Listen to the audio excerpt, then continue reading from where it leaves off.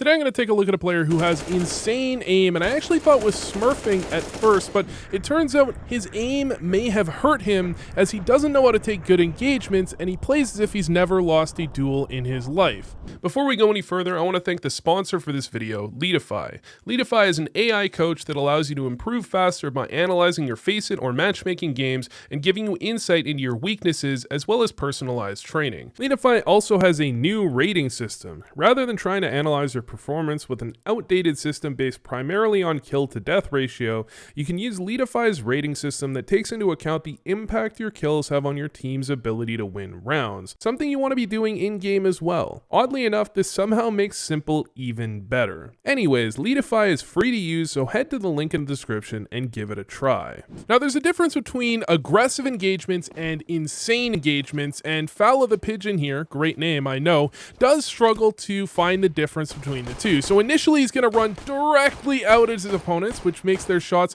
as easy as possible to hit, and then he's going to try and duel them Glock against USP, which doesn't really work very well either, and it's going to get him killed. Now Fala here does have crazy aim, and if that's the case, there's nothing wrong with taking aggressive engagements trying to win duels against your opponents. You just have to manage how ridiculously aggressive you get. And so on this round, he's initially going to take a very aggressive engagement. Maybe he should fall back here because his opponent can hear the molly ticking, but still it's not unreasonable. What is unreasonable is the follow-up where with 8 health, he continues forward.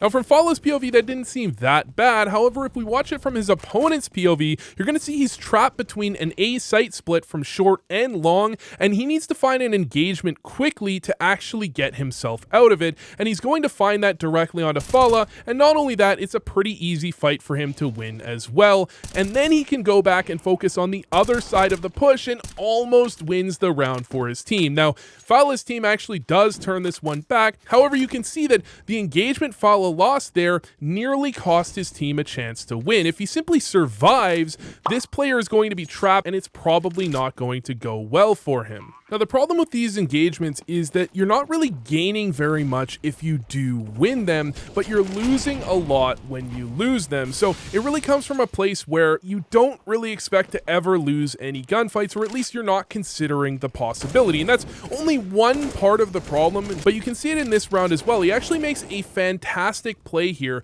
lurking out through the mid smoke, because if there was a player mid, he should have rotated B, but there was nobody mid, so his team is going to clear out B for free, and he can lock down the rotates. This is a great way to close out the round. He's going to be able to get himself a kill, and then he's going to continue forward to fight the player in CT. A rule that you can keep in mind is that a 2-man advantage, so 3v1 or 4v2, is essentially unlosable unless you make some sort of mistake, while a 1-man advantage is losable if your opponents hit some nice shots, which means the player that dies first in this situation is actually the player that loses his team the round, and you need to be a little bit careful about that. Now, one thing to take away from this video is the idea of the skill triangle, where you've got aim, teamwork, and game sense on this triangle, and you're generally only going to be capable of working on one of those at a time. And you can work on aim as much as you want, but the reality is if your game sense and teamwork are weak enough, your aim actually isn't going to matter past a certain point.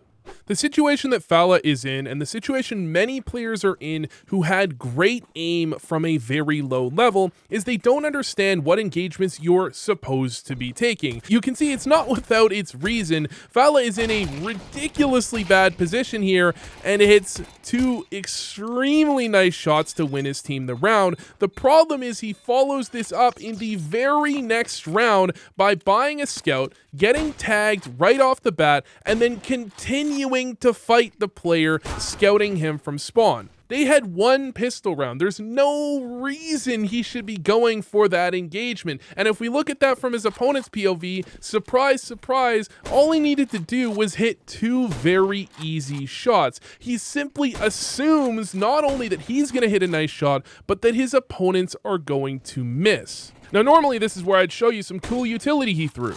He didn't. So instead, I'll show you a one-way.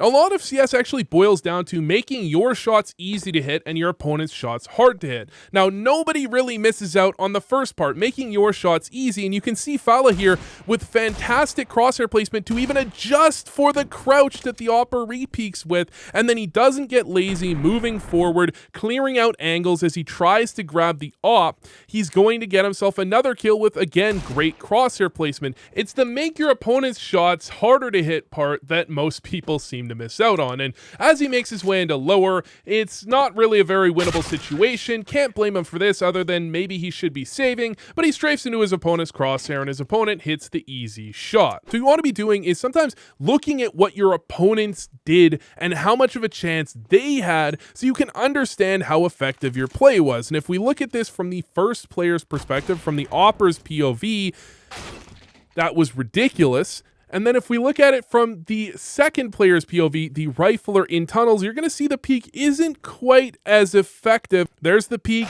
The shot comes a little bit later than the peek. And then if we look at the final player's POV, well, he's fully posted on an angle that he's expecting Fala to come from. Fala swings into it, not scoped in, and it's a pretty easy kill. And just a bit of a side note that I notice a lot of people struggle with is going to be something you'll see in this round here. I want you to pay attention to his crosshair as he peeks into lower. So initially he's going to get himself an easy kill. He's going to peek into lower here, and he's going to pre-aim next to the box. And that's the standard pre-aim position when you're heading into lower. However, if we go into the second half, he's actually going to play directly in the angle he himself was pre-aiming. And this feels like an off angle in theory, but the reality is you're playing directly where people are going to be pre-aiming. So you're basically playing an on angle. Now, I'm not saying you can't play towards your strengths. If your aim is really good, you can stretch some of the gunfights you're taking to be ones that might not be optimal. The problem is when you try and take every gunfight you can possibly find,